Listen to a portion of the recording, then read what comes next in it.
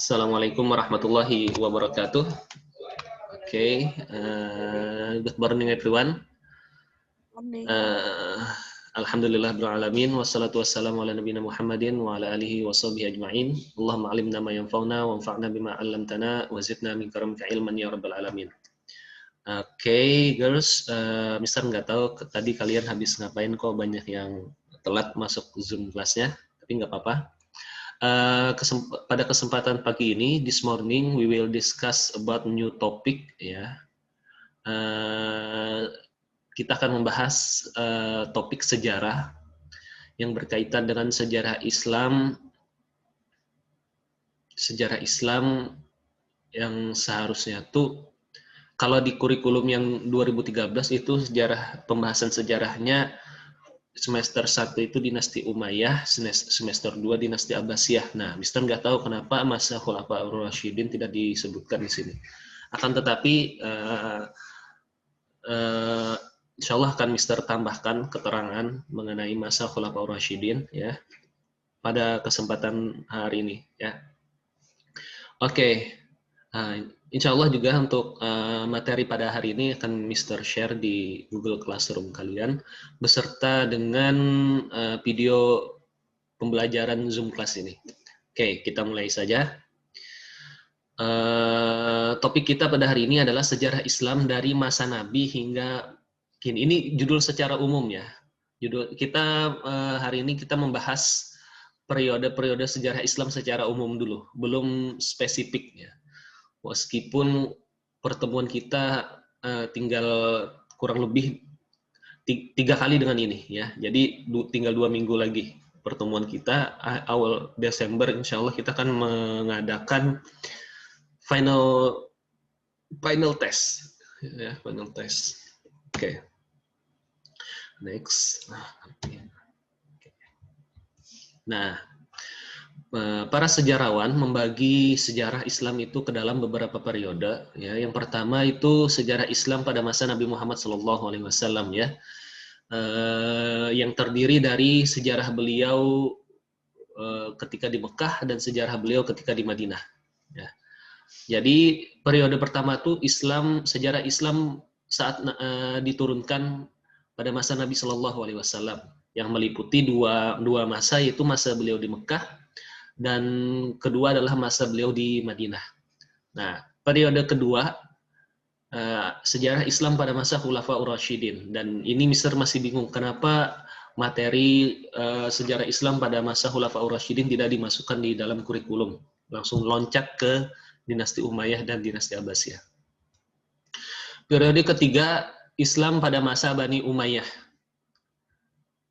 dan Bani Abbasiyah. Jadi sebenarnya masa Bani Umayyah dan Bani Abbasiyah ini digabung biasanya ya, disebut dengan Islam periode masa Nabi dan masa Khulafaur Rasyidin itu masa-masa awal ya, masa-masa awal. Masa Bani Umayyah dan Abbasiyah ini masa pertengahan biasanya ya. Lalu dilanjutkan 3 kerajaan besar lainnya seperti Syafawi, Turki Utsmani, dan Mogul di India. Nah, ini masa pergolakan ya, masa pergolakan. Ada kekhalifahan atau kekaisaran Syafawi di Persia, di Iran sekarang, negeri Iran. Ada kerajaan Mogul di India. Jadi ceritanya kenapa Mogul? Mogul ini diambil dari kata Mongol. Ya. Saat bangsa Mongol, keturunan Genghis Khan itu memperluas wilayah mereka, ya, mereka berhasil menaklukkan beberapa kerajaan Islam di Asia Tengah. Bahkan dinasti Abbasiyah itu salah satu faktor penyebab keruntuhan mereka adalah gara-gara serangan bangsa Mongol tadi. Ya, nah. Setelah mereka menguasai beberapa wilayah Islam, di antara keturunan Genghis Khan itu ada yang masuk Islam. Ya, di antara keturunan Genghis Khan itu ada yang masuk Islam. Dan mereka mendirikan kerajaan Islam Mongol. Nah, wilayah mereka meliputi Asia Tengah dan India. Makanya salah satu peninggalan Mogul Islam, kekaisaran Mogul Islam yang terkenal itu adalah Taj Mahal itu. Shah Jahan dan Akbar. Nah, itu Akbar itu ini keturunan keturunan Mongol ya. Makanya orang-orang India itu sebagian dari mereka yang Muslim ya. Muslim rata-rata mereka mempunyai nama Khan di belakangnya kayak Shahrukh Khan, Salman Khan, siapa Amir Khan ya. Itu wallahualam mereka keturunan atau tidak, akan tetapi nama tersebut adalah pengaruh dari bangsa Mongol yang pernah menguasai daratan India pada masa kekaisaran Mogul ya. Lanjut, yang terakhir adalah kekaisaran Turki Utsmani. Nah, 3 kerajaan besar ini berjaya pada masanya, namun disebut dengan masa pergolakan. Kenapa disebut masa pergolakan? Karena pada masa ini pula kekuatan di barat mulai muncul, seperti kerajaan Inggris, Spanyol, Perancis mulai melakukan ekspansi dan istilahnya itu ekspansi penjajahan di sebagian negara-negara Muslim yang bisa mereka kuasai, seperti Inggris bisa menguasai sebagian daratan India, ya. Terus Spanyol berhasil, Portugis atau Spanyol itu berhasil menguasai kepulauan Filipina. Terus Portugis di bagian Maluku, terus Belanda, Jawa dan Kalimantan, dan Sumatera. Nah, begitu seterusnya ya. Nah, yang terakhir ada Islam pada masa modern. Nah, nggak Mister sebutkan di sini. Yaitu semenjak runtuhnya kerajaan Islam terakhir, yaitu Turki Utsmani pada tahun 1900 berapa itu ya. Pokoknya runtuh kerajaan Turki Utsmani itu menandakan Islam masuk kepada periode modern. Meskipun istilahnya modern, ya Islam periode modern, akan tetapi pada hakikatnya kondisi kondisi orang-orang Islam pada masa modern sekarang ini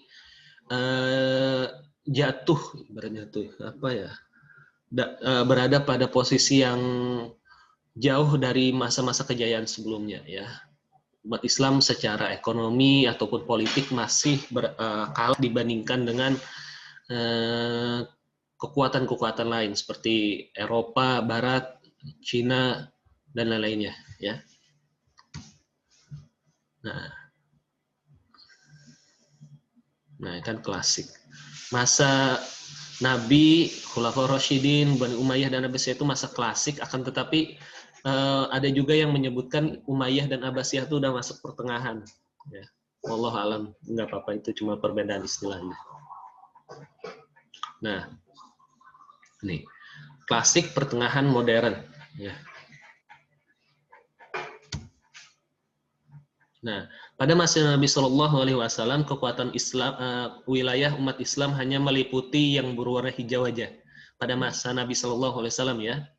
Pada masa Nabi Shallallahu Alaihi Wasallam, wilayah umat Islam hanya mencakup daratan yang berwarna hijau itu aja. Pada masa Nabi, sampai Nabi wafat, wilayahnya sampai situ aja. Nah, ketika Nabi Shallallahu Alaihi Wasallam wafat, berpindah kepada masa Khulafaur Rasyidin, tantangan yang pertama itu bukan perluasan wilayah, ya. Tantangan yang dihadapi oleh Abu Bakar, sahabat Abu Bakar sebagai khalifah pertama menggantikan Rasulullah adalah mempertahankan wilayah ini. Nah, ini wilayah yang berhasil dikuasai oleh umat Islam pada masa Nabi. Tugas pertama Abu Bakar adalah mempertahankan wilayah. Kan saat itu semua orang tergantung kepada Nabi, ya. Setelah Nabi SAW wafat, muncul nih pergolakan. Ada yang berusaha untuk mencerai-beraikan kekuatan Islam pada saat itu. Ada yang berusaha memecah belah persatuan Islam pada saat itu. Nah, tugas utama sahabat Abu Bakar saat itu adalah mengokohkan apa yang telah dibangun oleh Rasulullah. Apa yang sudah dicapai oleh Rasulullah dikokohkan. Nah, itu tugas pertama. Dan selama 2 tahun, hanya menjabat selama 2 tahun, Khalifah Abu Bakar berhasil mempertahankan apa yang sudah dicapai oleh Nabi. Pemberontakan berhasil beliau tumpas. Nabi-nabi palsu berhasil beliau tumpas. Yang tidak mau bayar zakat berhasil Nabi tumpas. Berhasil Abu Bakar tumpas. Yang murtad keluar dari ajaran Islam berhasil ditumpas oleh sahabat Abu Bakar. Semua ancaman-ancaman tersebut berhasil dikurangi oleh sahabat Abu Bakar. Nah, hanya dalam waktu 2 tahun. Karena setelah di akhir kepemimpinan beliau sakit, dan sebelum beliau meninggal, beliau menunjuk sahabat Umar untuk menggantikan beliau sebagai khalifah selanjutnya. Nah, baru pada masa Khalifah Umar dan Utsman kembali umat Islam melakukan ekspansi besar-besaran lagi. Pada masa Abu Bakar itu fokusnya ke ini, mempertahankan apa yang didapat sambil memperluas sedikit aja pergerakan wilayahnya sedikit. Akan tetapi pada masa Umar bin Khattab, setelah kokoh di dalam, baru keluar. Di luar, umat Islam menghadapi 2 kekuatan besar pada saat itu, ya. Kekuatan Romawi, Kekaisaran Romawi, ya, yang berada di Damaskus saat itu, Syria sekarang, dan kekuatan Persia, ya, yang berada di negeri Iran sekarang. Jadi ada 2 kekuatan besar saat itu yang dihadapi oleh umat Islam. Nah, 2 kekuatan besar Romawi dan Persia ini ibarat negara Amerika dan Cina sekarang, atau Amerika Rusia sekarang, ya. Romawi itu Amerika, Romawi itu Amerika, Persia itu Rusia atau Cina, ya, seperti itu. Umat Islam berusaha menghadapi 2 kekuatan besar tersebut. Nah, pada masa Khalifah Umar dan Utsman, salah satu kekuatan besar tersebut berhasil ditumbangkan, ya, yaitu Kekaisaran Persia. Hanya bermodal, ya, dengan kekuatan yang dianggap remeh, awalnya dianggap remeh umat Islam nih, masa sekelompok orang Baduy, penghuni gurun pasir berani menantang kekuatan besar dunia saat itu. Ternyata apa? Ternyata yang mereka anggap remeh tersebut berhasil meruntuhkan berbagai macam kehebatan yang mereka punya, ya, kehebatan orang Persia saat itu.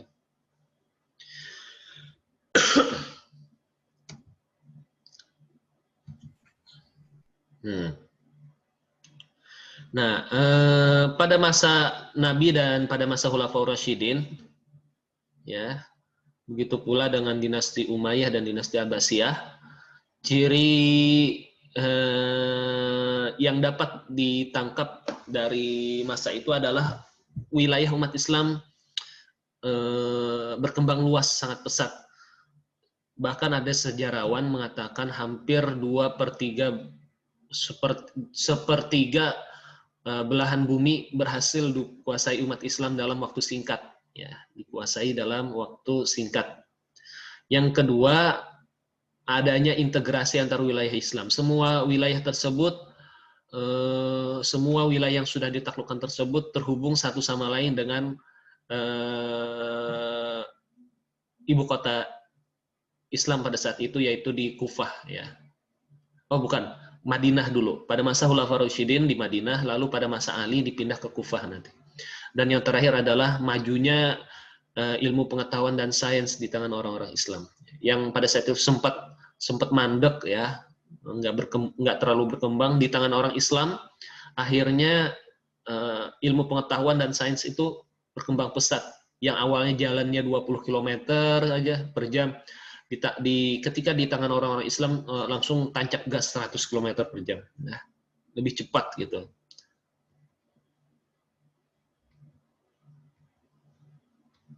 Nah, selanjutnya setelah masa Khulafaur Rasyidin, pemerintahan berpindah kepada dinasti Umayyah, ya, dimulai dari sahabat Muawiyah bin Abi Sufyan. Ya, Muawiyah bin Abi Sufyan ini salah satu sahabat Nabi, ya. Pada masa Nabi, beliau masih pemuda gitu, umur 30 tahunan. Nabi umur 60, dia umur 30 tahunan gitu. Seorang pemuda, ya kita sebut aja pemuda yang memiliki kecerdasan pada masanya gitu, punya wibawa. Ya, Nabi sendiri dalam sebuah hadisnya mengatakan, wahai Muawiyah, kamu suatu saat akan menjadi pemimpin. Nah, seperti itu hadis Nabi ya. Tapi Nabi tidak mengisyaratkan pemimpin seperti apa. Apakah pemimpin tentara, apakah pemimpin sebuah daerah, ataukah pemimpin masih umum. Dan perkataan Nabi itu, ya perkataan Nabi tersebut ditanam, diingat baik-baik oleh Muawiyah, bahwasanya dia akan membuktikan apa yang disampaikan oleh Nabi SAW. Dan terbukti setelah Khulafaur Rasyidin, beliau diangkat ya menjadi khalifah.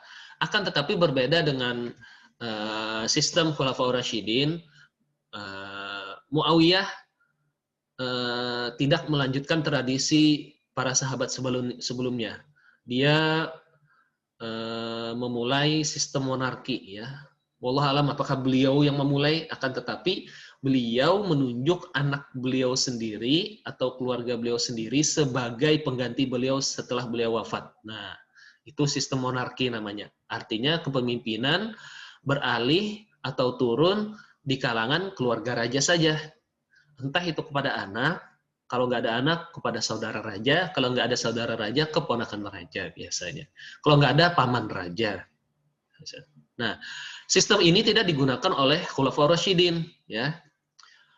Pada masa Khulafaur Rasyidin, sistem kepemimpinan menentukan siapa khalifah selanjutnya itu ada tiga macam ya.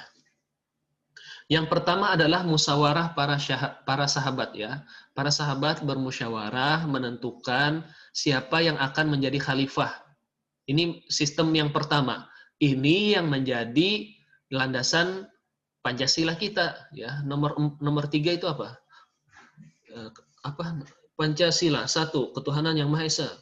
2, kemanusiaan yang adil beradab. 3, persatuan Indonesia. 4, kerakyatan yang dipimpin oleh hikmat kebijaksanaan dalam permusyawaratan perwakilan. Nah, permusyawaratan perwakilan.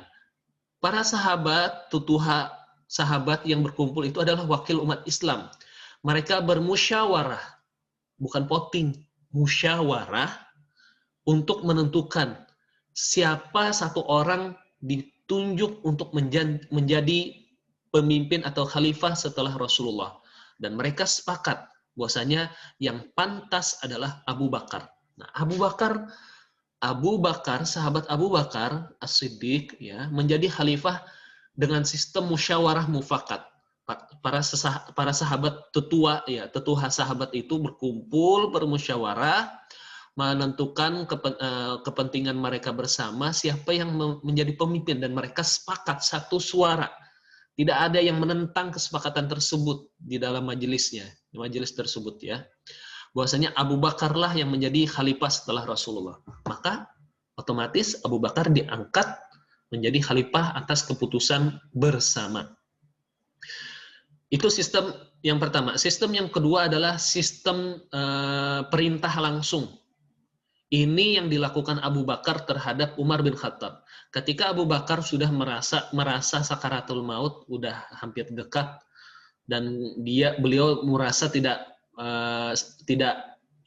ada daya dan kuasa lagi untuk memimpin pemerintahan, maka beliau mengeluarkan dekrit perintah khalifah yang terakhir, bahwasanya Umar bin Khattab adalah khalifah selanjutnya setelah dia. Nah, itu perintah Abu Bakar yang terakhir. Bahwasanya khalifah selanjutnya adalah Umar bin Khattab. Nah, ini sistem yang kedua. Menunjuk seseorang secara langsung. Ini yang dilakukan oleh Abu Bakar. Beliau merasa ajalnya udah dekat, dan beliau merasa kekosongan pemimpin itu suatu yang bahaya, maka beliau langsung menunjuk orang yang terbaik di antara para sahabat untuk menjadi khalifah. Maka ditunjuklah sahabat Umar bin Khattab. Ya. Ini sistem yang kedua, tunjuk langsung di kalangan sahabat yang menurut si khalifah terbaik untuk ditunjuk sebagai pengganti. Nah, sistem ketiga adalah gabungan dua sistem tadi, musyawarah dan tunjuk. Ini yang dilakukan oleh Umar bin Khattab untuk khalifah selanjutnya. masa terakhir kekhalifahan Umar bin Khattab, beliau mengalami peristiwa percobaan pembunuhan. Ya. Beliau berusaha dibunuh oleh seorang yang fanatik, ya, yang fanatik ini dalam tanda kutip dia ingin balas dendam karena pada masa Khalifah Umar bin Khattab kerajaan dia diruntuhkan, ya, dia orang Persia, kerajaan dia runtuh pada masa Umar bin Khattab. Nah, karena kerajaannya runtuh, dia marah, pengen balas dendam. Akhirnya dia berencana melakukan pembunuhan dengan cara pura-pura masuk Islam dan berusaha mendekati Khalifah Umar bin Khattab yang terkenal santai, merakyat, dan sederhana. Jadi beliau nggak pernah takut tuh dengan ancaman musuh. Jadi beliau nggak ada penjaga istilahnya. Maka si pembunuh tadi mendekati Khalifah Umar saat sholat subuh berjamaah. Jadi pas saat sholat subuh, dia sholat di belakang Khalifah Umar. Udah semua ketika jamaah lengah, nggak ada yang memperhatikan gerak-gerik dia, so, dia keluarkan belati, langsung dia tusuk belakang Umar. Ya. Namun upaya tersebut berhasil dicegah oleh sahabat lainnya. Akan tetapi tetap saja percobaan tersebut meninggalkan luka berat, ya, bagi sahabat Umar, ya. Yang mana gara-gara luka tersebut kondisi beliau melemah, tidak bisa terobati lukanya itu, ya. Mungkin terlalu parah, ada organ dalam apa gitu yang tidak bisa diobati. Akhirnya kondisi beliau lemah dan beliau merasa ajal beliau sudah dekat. Ya, beliau menunjuk beberapa calon. Nah, beliau menunjuk beberapa calon. Dan di antara para sahabat yang menjadi penasehat beliau pilih beberapa orang sebagai calon. Ya, beliau milih beberapa calon dulu.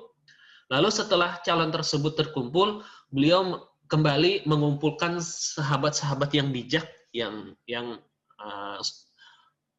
bagus menurut beliau untuk berdiskusi, memilih siapa satu orang dari calon-calon tersebut yang pantas menjadi khalifah setelah beliau. Nah, ada dua sistem yang beliau gabung, sistem tunjuk dan sistem musyawarah. Ya, jadi beliau nggak langsung menunjuk satu orang, kan, tetapi beliau memberikan misalkan 4 orang calon, silakan pilih salah satu dari 4 orang ini. Nah, beliau membentuk dewannya, MPR, DPR-nya, dan tugas DPR saat itu menentukan khalifah selanjutnya dari calon yang sudah ditentukan.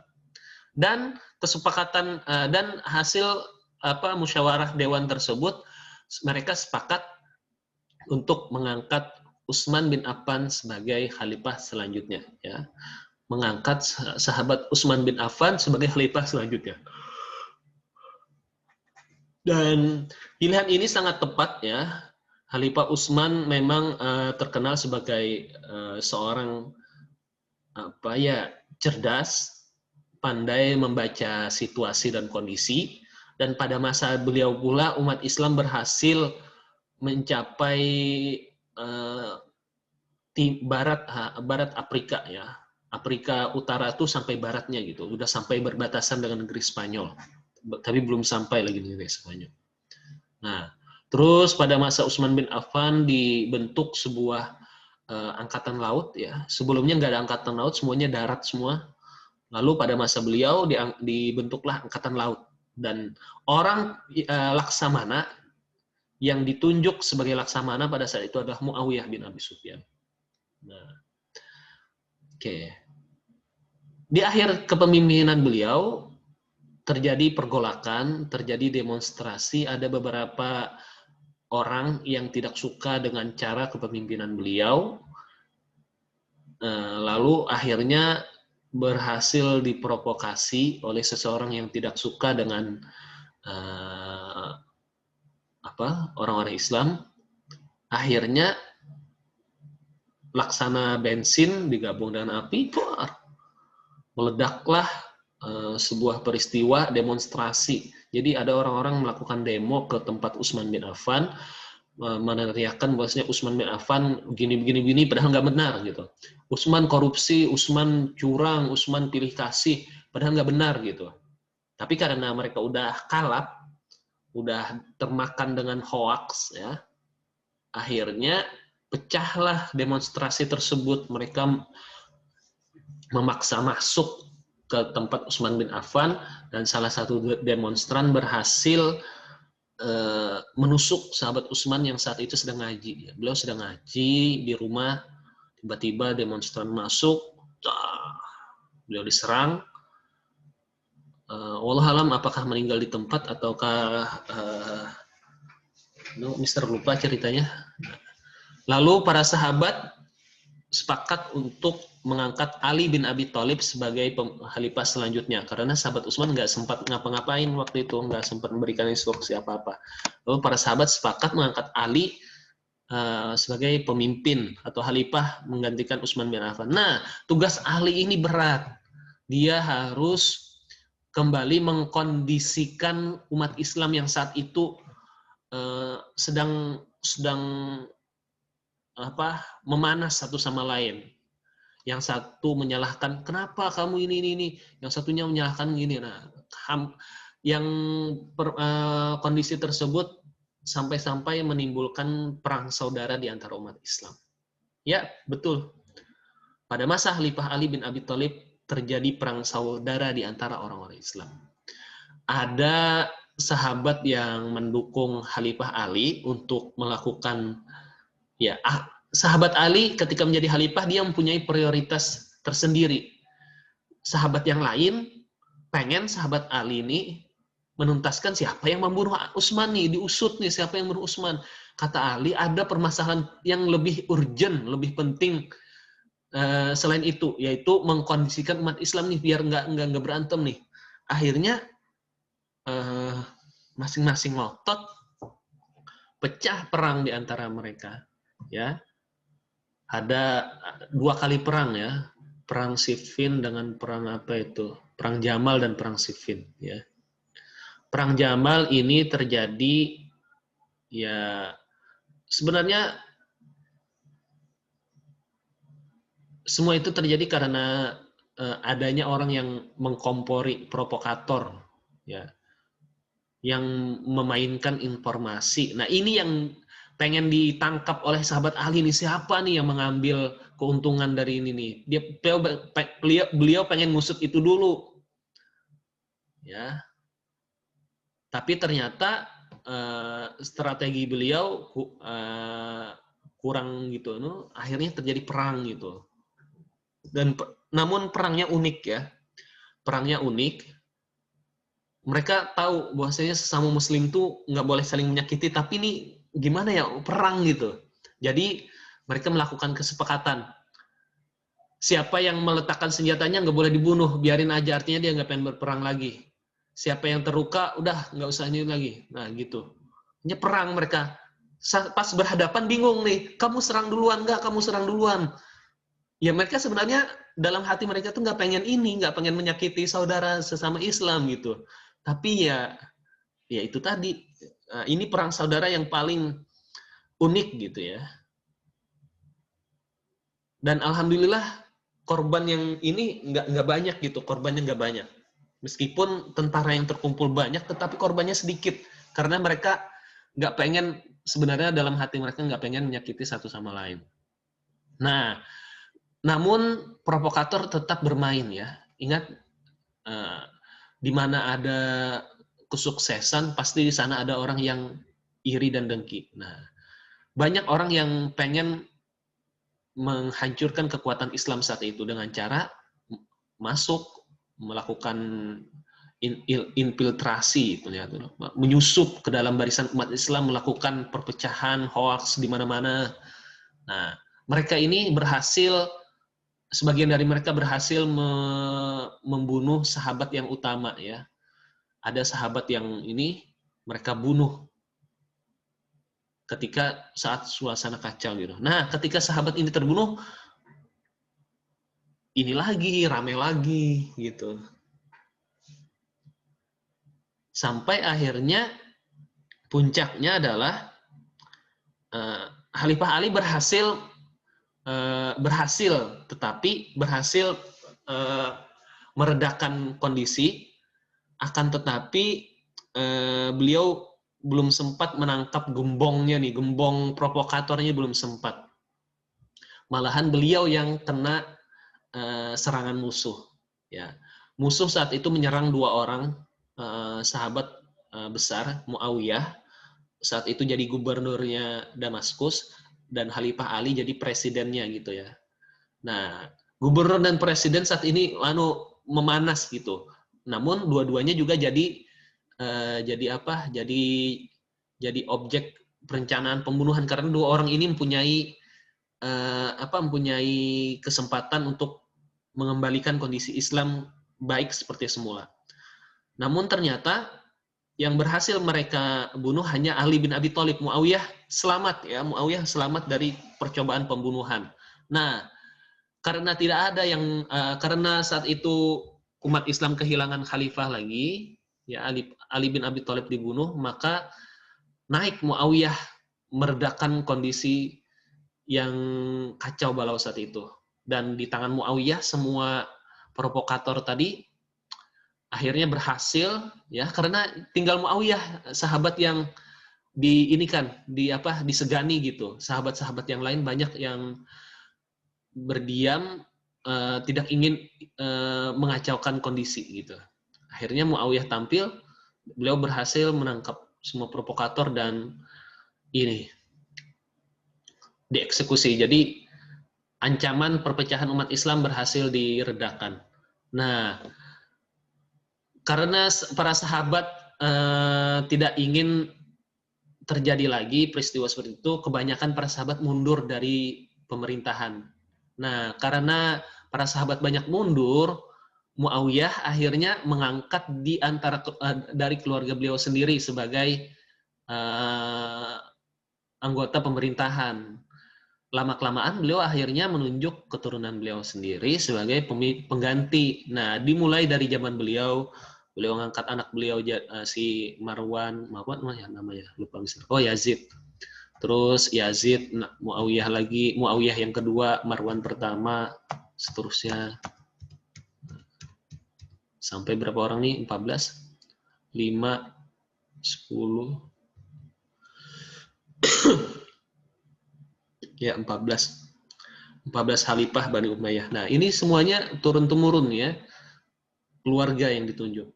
Muawiyah menunjuk anaknya Yazid, lalu Yazid menunjuk anaknya lagi yang namanya juga Muawiyah, Marwan, Abdul Malik bin Marwan, Walid. Nah, ini pada masa Umayyah kekuasaan Islam warna hijau, apa itu namanya? Hijau apa itu namanya? Hijau. Itu kekuasaan umat Islam tuh.